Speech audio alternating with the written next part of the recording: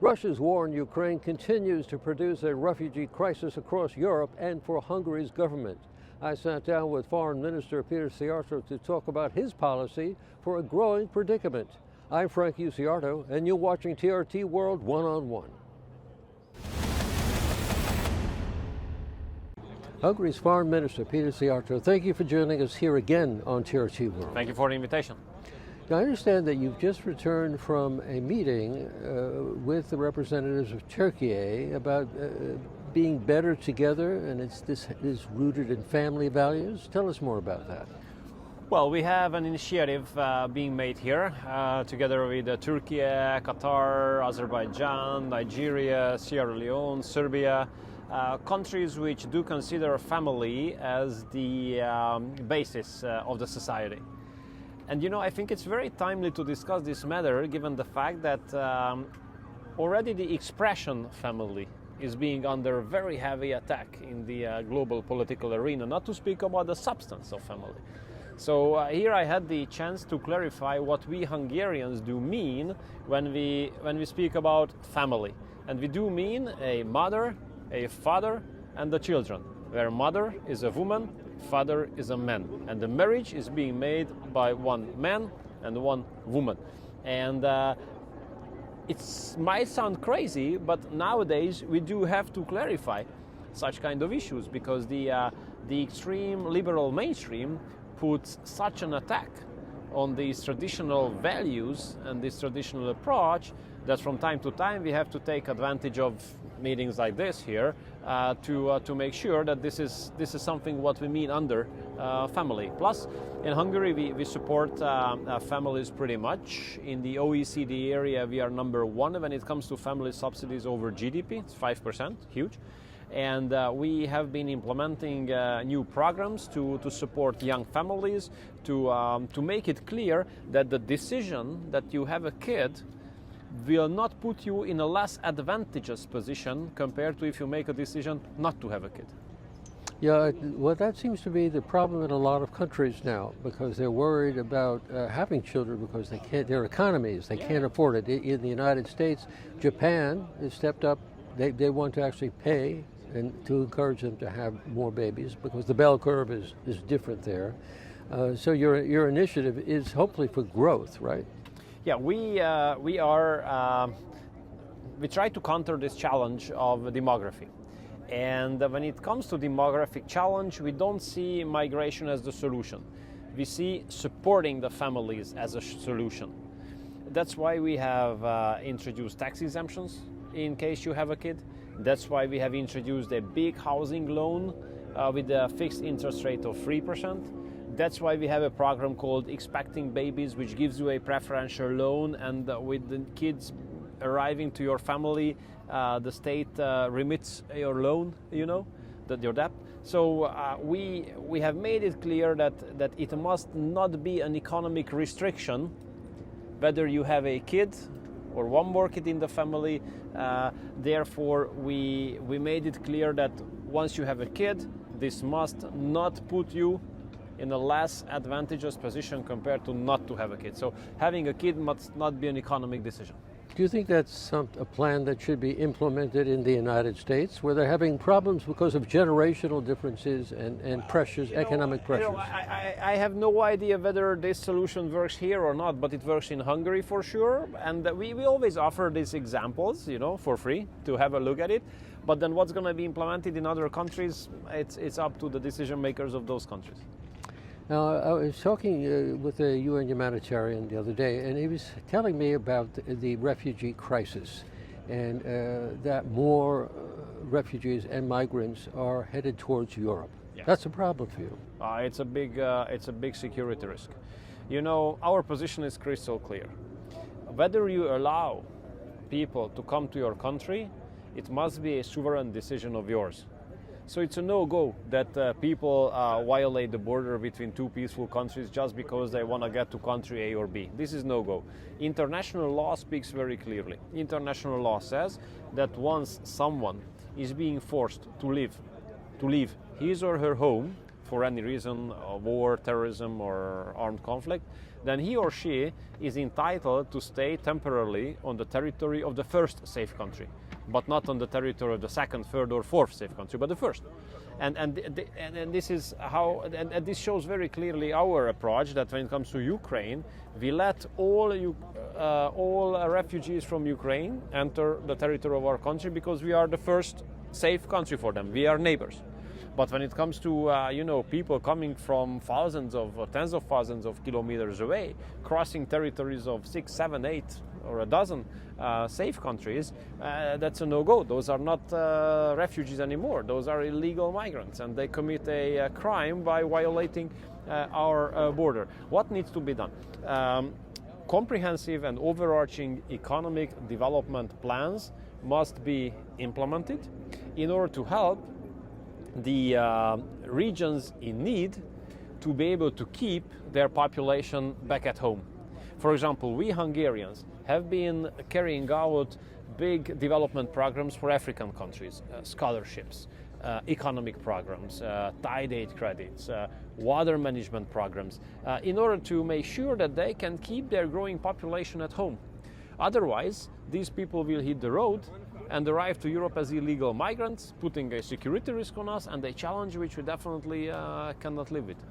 Well, that raises an interesting point in that a lot of countries, and particularly the host country, USA, are cutting back on foreign aid. And that means a lot of these humanitarian agencies may not be able to provide for people within countries, so they don't leave their countries trying to find a better life. What I see here in the US is they are cutting back on export of democracy, which is fine. Because what they have done, what the Democrat administration used to do to Hungary, for example, that they were financing political programs. They were not financing humanitarian assistance, they were not financing economic development, they were financing politicians, political movements, and opposition forces based on political approach. Those who are conservatives, they were oppressed by these Democrat political programs. So what I see is that President Trump is not cutting back on real humanitarian aid, he's cutting back on exporting democracy, which is great. Well, the refugee chief here at the UN has been forced to slash about $1 billion from his budget. Mm-hmm. And he says that's going to mean a lot of people going hungry and people dying. My point is that we, the member states, we, the sovereign countries, must be smart enough and help those countries which are in need. But do not help them to send their people to us, but help them to be able to keep their people at home with creating appropriate circumstances, with giving them access to education, to healthcare, to labor market, but not encouraging them to move, to take the life risk, But what about Palestinians? They're being moved out of their homeland. Well, that's one of the most significant security issues now in the world, I think. What I really regret is that President Trump, what I'm happy with is that President Trump was so successful in resolving some of the armed conflicts of the world, but what I regret is that the two major conflicts which are having impact on us, the war in Ukraine and the situation in the Middle East, there unfortunately no solution has been found yet, and we regret this a lot because the war in Ukraine and the crisis in the Middle East do have the biggest impact on Europe.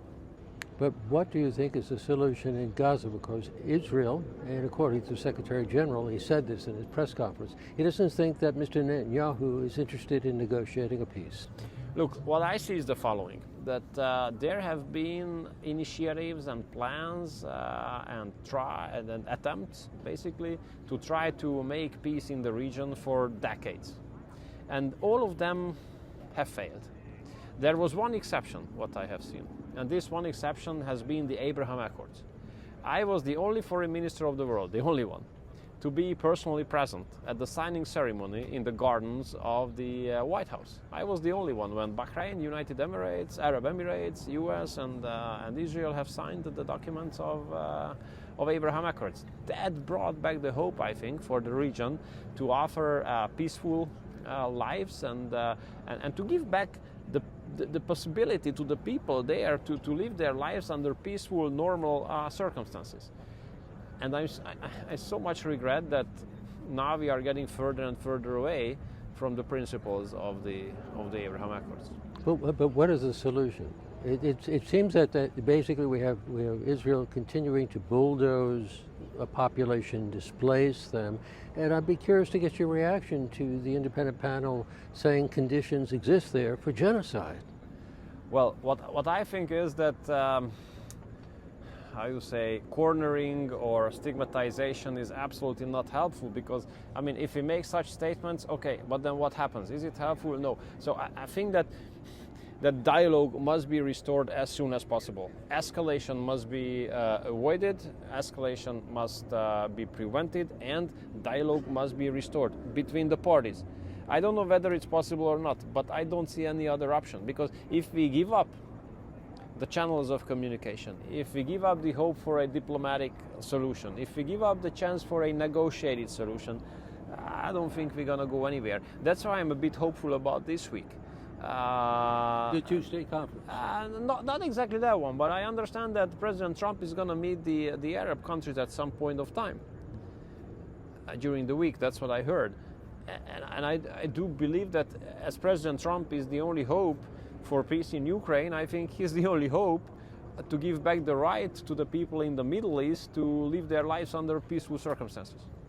And what about the Palestinian two-state summit here, where we have over 140 countries, and we have the President of France, Saudi Arabia leader, all going to be coming out in favor of Palestinian statehood? Should there be a Palestinian state fully recognized? Any kind of solution can only be realistic in case everybody is on board when there are negotiations going on.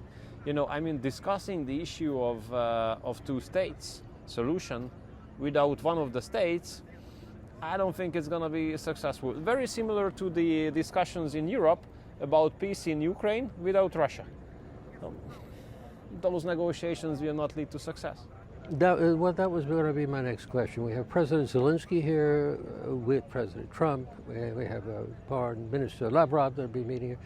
Do you have any expectations that there may be any kind of diplomatic breakthrough on that? Look, we were really crossing fingers for President Trump to win the election in this very country. He has won the elections. We are super happy. Why was that? Because we did believe, and we still do believe, that he's the only person who can offer the hope of a peaceful solution in Ukraine. Because I think he's the only American president who can make an agreement with the Russians. Because I think that the basis of a peaceful settlement of the situation in Ukraine is an American-Russian agreement. Without an American and Russian agreement, there will be no solution in Ukraine. That's my point. You know, you were recently critical of European Union countries that were talking about your energy needs and where you get your oil and your energy and how you get some of it from Russia. What was your response to that? Well, that physical reality matters. You know, so I mean, for us, energy supply has nothing to do neither with politics nor with ideology, because you cannot deliver gas or oil by ideology. You can only deliver those on pipelines. Like we buy gas through Turkey to Hungary from Russia to supply our country. And if you look at the physical reality in our region, it's obvious that without the Russian sources, it is not possible to supply Hungary safely, neither when it comes to oil nor when it comes to gas. This is physics. This is the regional reality. So it's a nice dream to buy oil or gas from point A or point B, from where there's no pipeline leading to Hungary. But that's a dream. And with the dream, you cannot heat your house or your flat, you cannot make hot water, you cannot operate your factory. So, I mean, physical reality, at least when it comes to energy supplies, should be respected. And that shows very clearly the very low level of standards of the current European political discourse. Because when I raise this issue in the European Union, in any kind of format, you know, my colleagues, the foreign ministers, they are not even ready to listen. Thank you for that. Peter Szijjarto, Hungary's foreign minister. Thank you for joining us here on TRT World. I appreciate it. Very good to see you. Thank you. Thank you.